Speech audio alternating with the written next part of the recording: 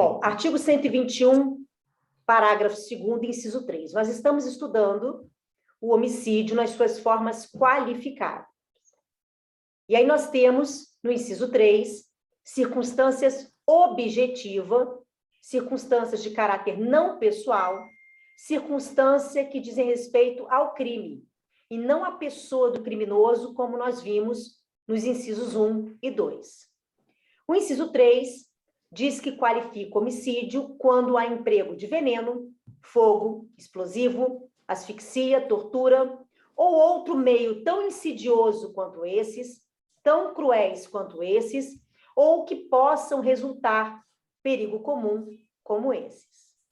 Então, nós temos aí a possibilidade de uma interpretação analógica ou uma interpretação extensiva da norma.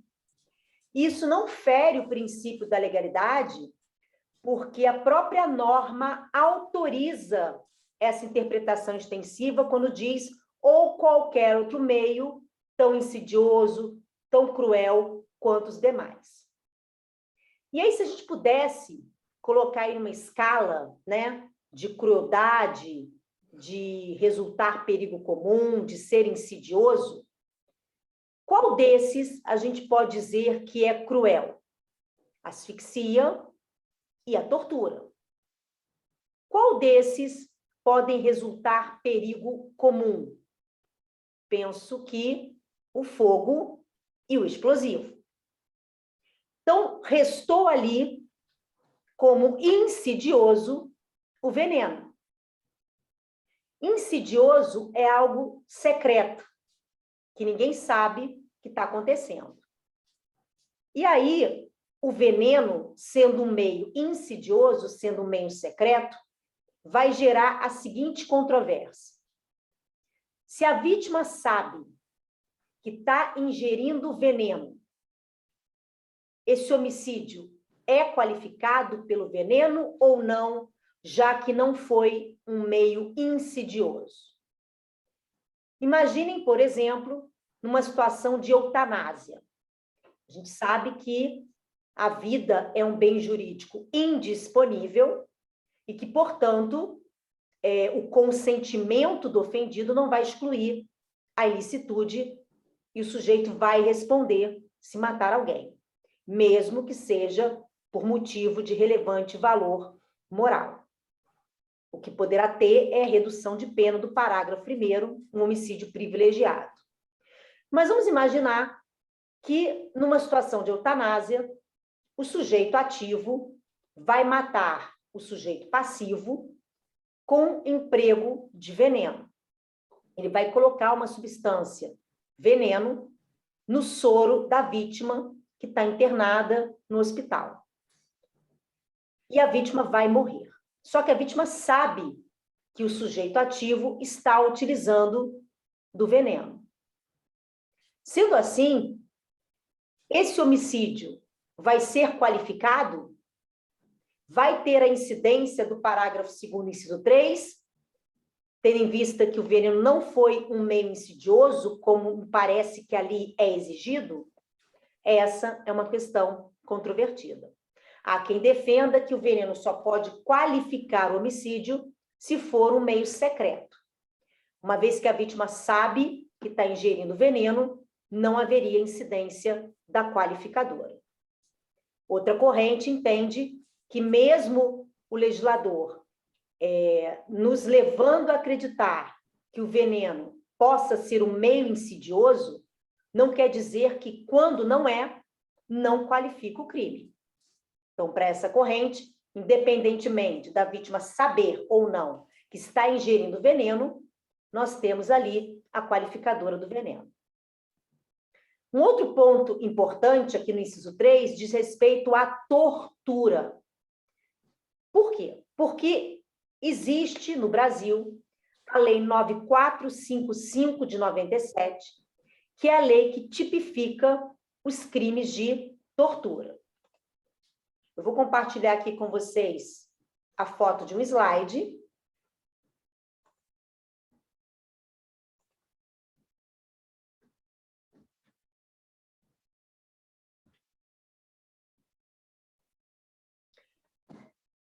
para vocês acompanharem o que eu vou trazer em relação à tortura.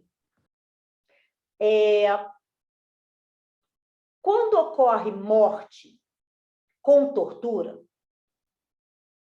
há possibilidade de não ser homicídio qualificado pela tortura. Pode ser que essa tortura constitua por si só crime autônomo. E aí, quando a tortura constitui crime autônomo, ela não pode qualificar o homicídio, porque seria um bis in idem. E nós temos o princípio do non, ne ou no bis in idem.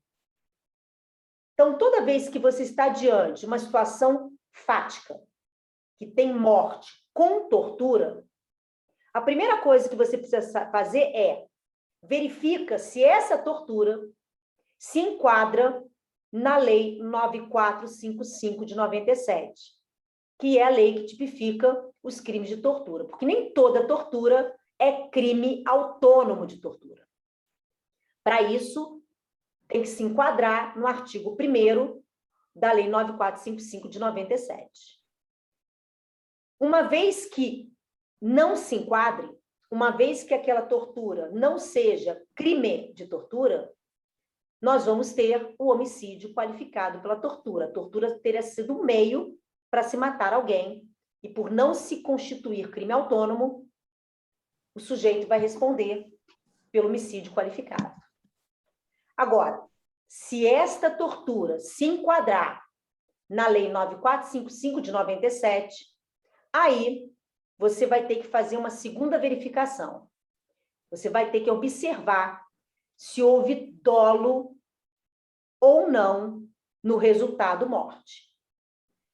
Se não houve dolo na morte, se houve dolo no crime de tortura e culpa no resultado morte, que a gente chama de préter-dolo ou préter-intenção, nós vamos ter ali o crime de tortura qualificado pela morte, que está lá no artigo 1º, parágrafo 4º da Lei 9455 de 97.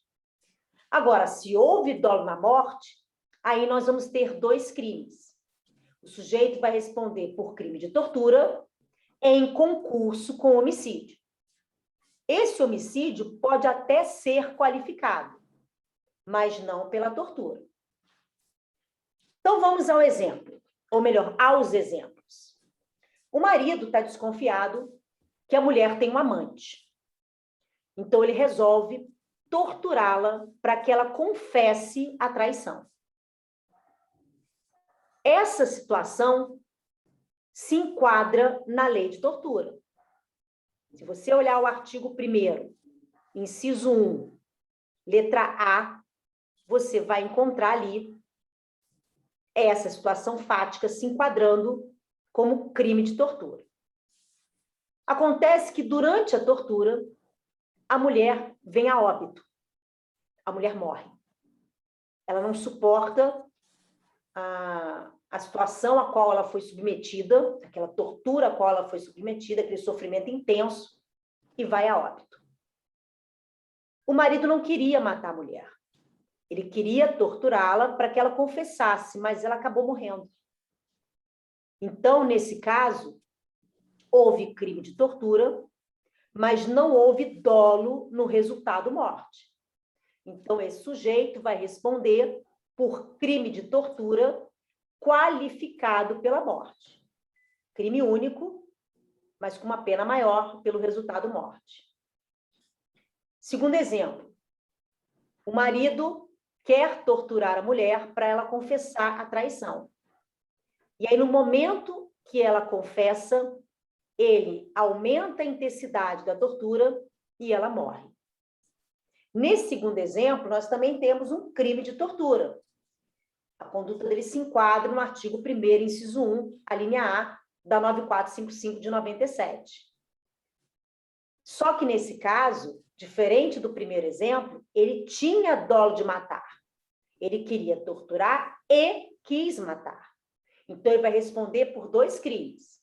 Por crime de tortura e por homicídio. Agora, vamos imaginar que ele descobriu a traição. Terceiro exemplo. Ele descobriu que a mulher tem um amante. Então, ele vai até a casa dele e resolve que vai matar a mulher com requintes de crueldade. Vai torturá-la até a morte. Essa situação de tortura não se enquadra na Lei 9455 de 97. Então, nós temos aqui o homicídio qualificado pela tortura.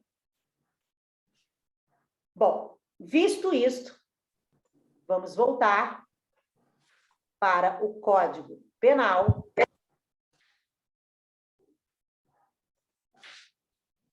Inciso 4.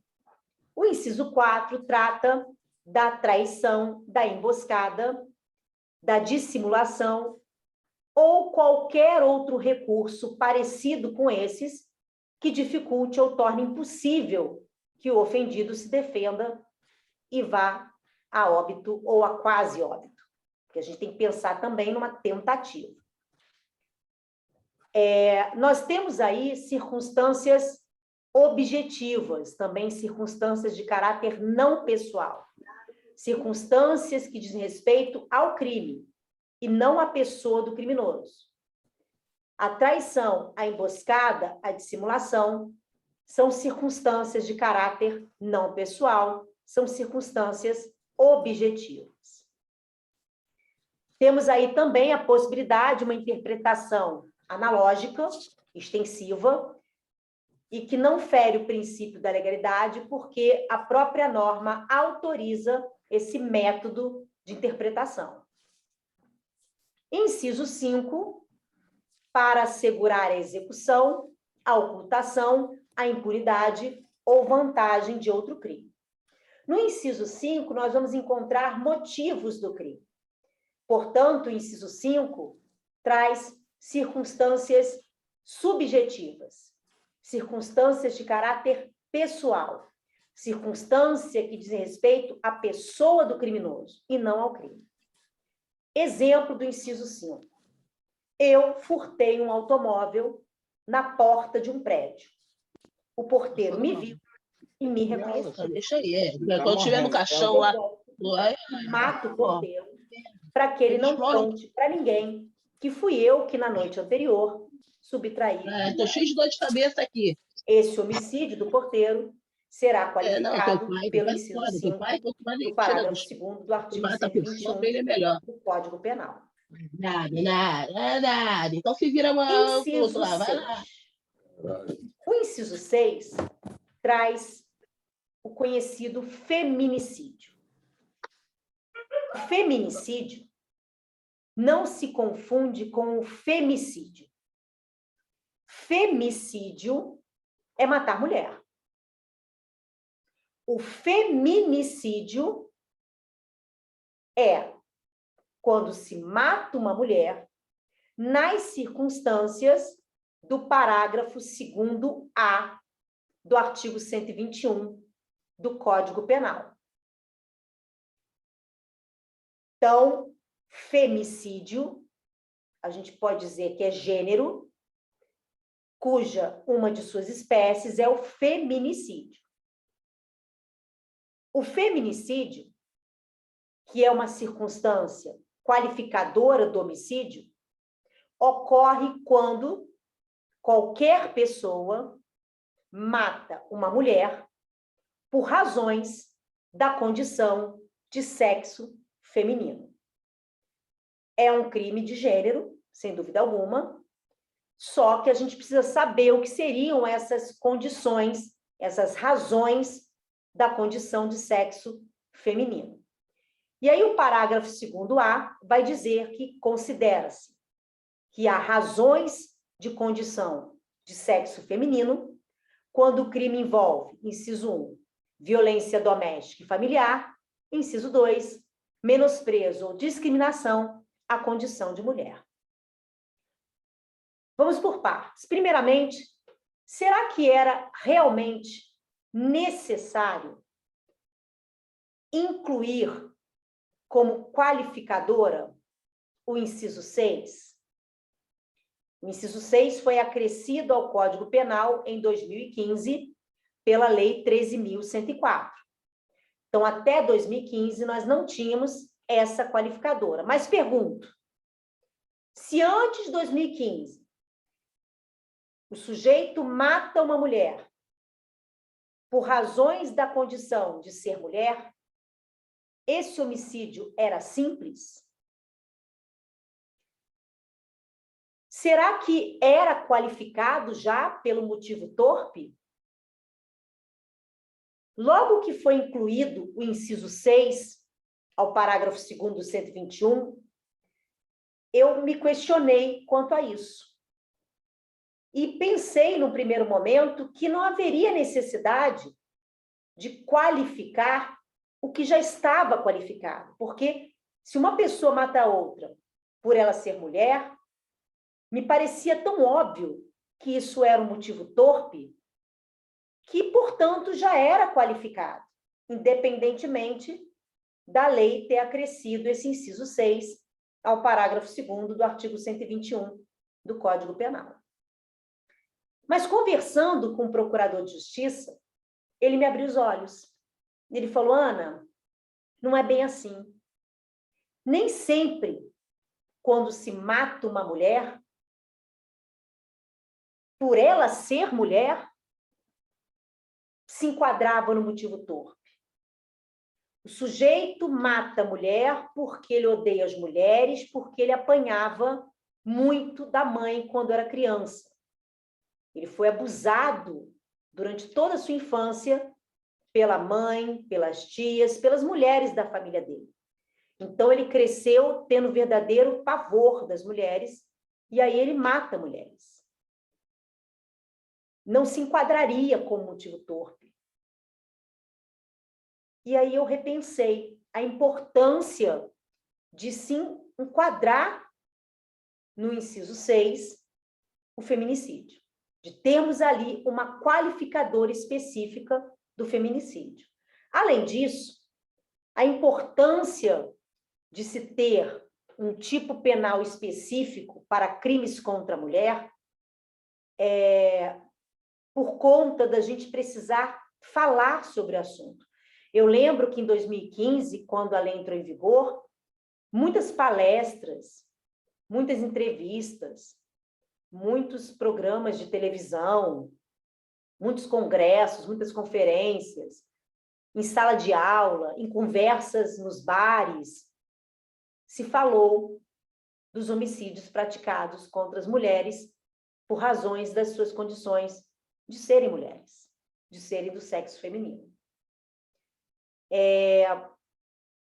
Então, quando a lei muda, a gente fala sobre o assunto, e isso é uma forma da gente até prevenir esse tipo de conduta. E até hoje, já temos aí 6 anos, né, praticamente, de vigência dessa qualificadora, e até hoje, em todas as conferências, simpósios, lives, quando o assunto é penal, alguém fala em violência doméstica, e aí culmina no feminicídio, que é o ápice, muitas vezes, da violência doméstica. Então, daí a importância desta qualificadora, não só para tipificar situações que não se enquadrariam com homicídio qualificado antes da mudança, e também para que a gente possa estar sempre refletindo sobre aquele assunto. Tivemos na pandemia um número significativo de aumento da violência doméstica e do número de feminicídios no Brasil. Daí também a gente percebe que o direito penal ele não alcança a sua finalidade preventiva. Enfim. Então, quando é que seria um feminicídio? Quando o homicídio se desse nas relações domésticas ou familiares. Esse E, que está aí no inciso 1, violência doméstica e familiar, pode nos induzir a erro. Pode nos induzir a achar que só haverá feminicídio quando for violência doméstica e familiar. Se for só doméstica ou só familiar, não se enquadraria no inciso 1. Errado. Seria mais um português mais claro se tivesse escrito ali violência doméstica ou familiar, porque nem sempre a violência familiar é doméstica e vice-versa. A violência doméstica ela existe independentemente de haver uma relação afetiva entre autor e vítima. Um patrão pode praticar violência doméstica contra a sua secretária do lar. A violência familiar não necessariamente ocorre nas relações domésticas. Não precisa de coabitação, inclusive. Temos até súmula nesse sentido. Então, seria mais correto, tecnicamente, em vez de termos o e, termos ali o ou. Então, violência doméstica ou familiar, nós temos ali a possibilidade de um feminicídio quando o homicídio é praticado contra a mulher, relacionado a essa relação de violência doméstica ou de violência familiar. No inciso 2, a gente vai ter o menosprezo ou discriminação à condição de ser mulher. O sujeito que mata uma mulher pelo simples fato dela ser mulher. E aí, aquele sujeito que mata mulheres porque foi espancado na infância, que não se enquadraria no motivo torpe, se enquadra no parágrafo 2º-A e, portanto, responderia por homicídio qualificado pelo feminicídio. No inciso 1, a gente tem ali uma circunstância objetiva. O lugar em que o crime foi praticado, as circunstâncias em que o crime foi praticado. Já no inciso 2, nós temos ali uma circunstância subjetiva, diz respeito ao motivo, o que leva o sujeito a praticar aquele crime, aquele matar mulher. Temos algumas questões importantes aqui no feminicídio, algumas questões que podem gerar controvérsia. Imaginem a seguinte situação. O sujeito está participando de um processo seletivo para ser trainee de uma multinacional. E, coincidentemente ou não, quem vai selecionar os candidatos é a mãe desse sujeito. Ela tem um cargo dentro dessa multinacional e ela ficou encarregada de selecionar os candidatos e escolher o trainee da empresa. E aí o filho está lá passando pelo processo seletivo, ok. Na final, na fase da entrevista, ele é preterido pela mãe. Ele se sente preterido pela mãe porque a mãe escolhe o outro candidato. Ele sai da empresa, mas fica aguardando a mãe na garagem do prédio. Quando a mãe sai para pegar o carro, para ir embora, ele mata a mãe. Feminicídio? Essa é uma questão que me intriga. Porque não foi na relação doméstica e eu não vejo ali ele matando a mãe por ser mãe. Eu vejo ele ali matando uma mulher que impediu que ele conquistasse um upgrade profissional. Talvez eu seja minoritária nesse entendimento. Talvez a doutrina majoritária, a jurisprudência, entenda que ele praticou um feminicídio porque havia ali uma relação familiar. Mas a própria Lei Maria da Penha não enquadraria nessa situação como violência familiar.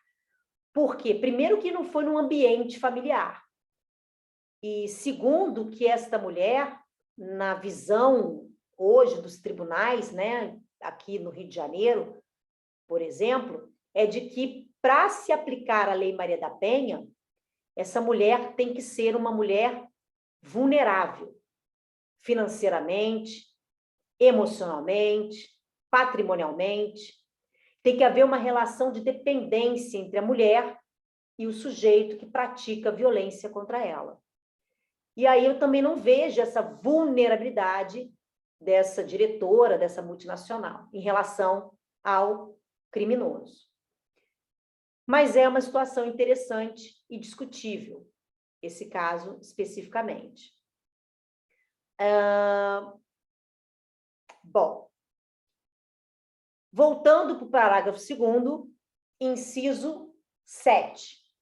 O inciso 7 traz o que a gente chama de homicídio funcional.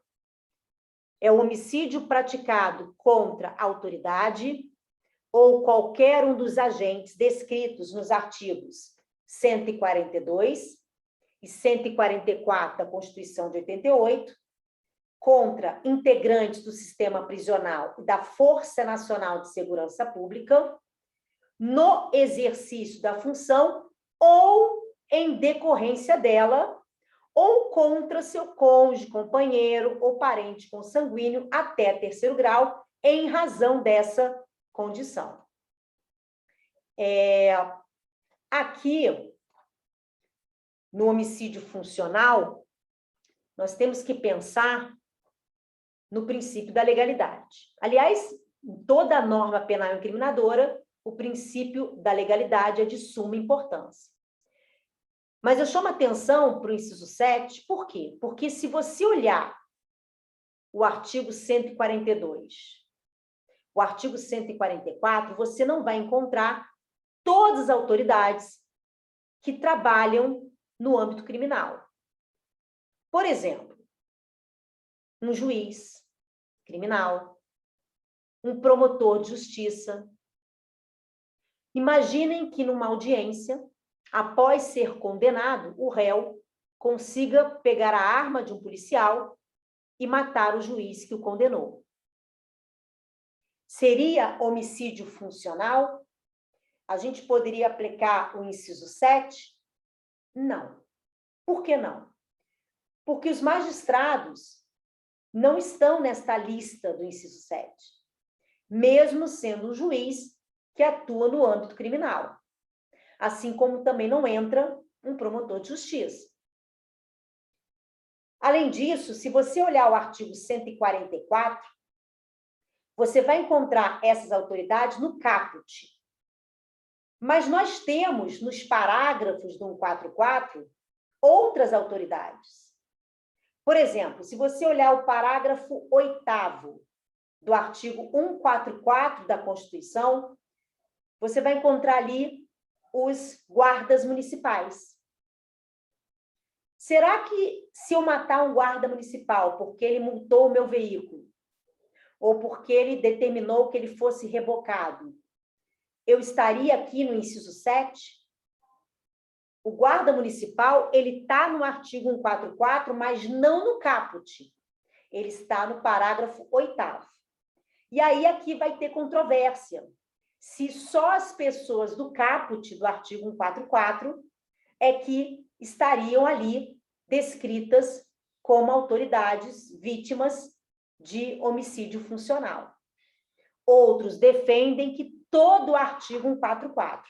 Então, se eu matar um guarda municipal porque ele me multou, porque ele determinou que meu veículo fosse rebocado, eu teria ali parte da doutrina defendendo que eu não me enquadraria no homicídio funcional, eu não me enquadraria no inciso 7 do parágrafo 2º do 121, e uma outra corrente dizendo que sim, que seria homicídio funcional, me enquadrando aí nessa qualificadora. Um outro ponto interessante é quando o inciso 7 fala que, para ser homicídio funcional, essas autoridades devem estar no exercício da função ou em decorrência dela.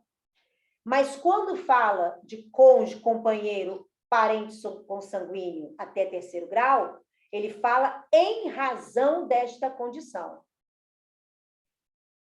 A gente sabe que esse inciso 7, ele foi acrescido pensando nos homicídios praticados contra essas autoridades quando está relacionada à função que elas exercem. Vou dar um exemplo para vocês que eu tenho muita dificuldade de enquadrar aqui no inciso 7. Imaginem que um policial militar mora numa vila e tem uma vizinha que mora com uma filha adolescente, 17 anos de idade, uma menina linda. E toda vez que a menina sai de casa para ir para a escola, para o curso, para sair com os amigos, enfim, se ele tiver na varanda da casa, ele fica jogando piadinhas para ela. Ah, lá em casa, oh, coisa linda, nossa, meu Deus, namora comigo. Isso incomoda a menina e, claro, incomoda também a mãe da menina.